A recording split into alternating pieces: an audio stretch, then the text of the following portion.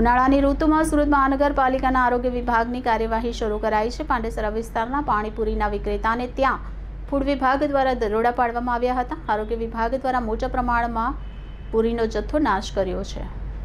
સુરત મનપાના આરોગ્યના ફૂડ વિભાગનું પાણીપુરીના વિક્રેતા પર તવાઈ કરવામાં આવી છે। હાઇજીનિક કન્ડિશન જાળવવા અને લાયસન્સ મેળવવા બાબતે નોટિસ આપવામાં આવી છે।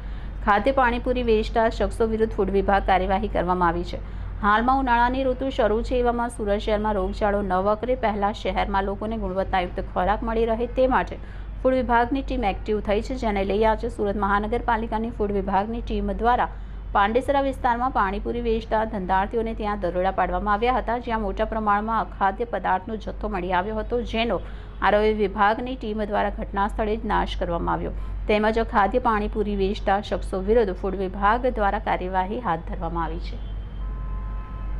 જી સર, હું food safety officer HS Patel અને આપણી સાથે જે જોડેના આરોગ્યનો સ્ટાફ છે। હાલમાં આપણે ઉનાળાની સિઝનમાં પાણીપુરીનું વેચાણ થાય છે, જેના લીધે આપણે આરોગ્યને નુકસાન થતું હોવાથી હાલમાં પાંડેસરા વિસ્તારમાં ગોવાલટ વિસ્તારમાં પાણીપુરીની જે પૂરીનું બનાવવાનું નાના પાયે ઉત્પાદન થતું હોય છે એ જગ્યાએ ચેક કરવામાં આવે છે। તેમજ પૂરીનો નાશ પણ કરવામાં આવ્યો છે, નોટિસ આપવામાં આવી છે, તેમજ પેનલ્ટી કરવામાં આવી છે, નોટિસ આપવામાં આવી છે।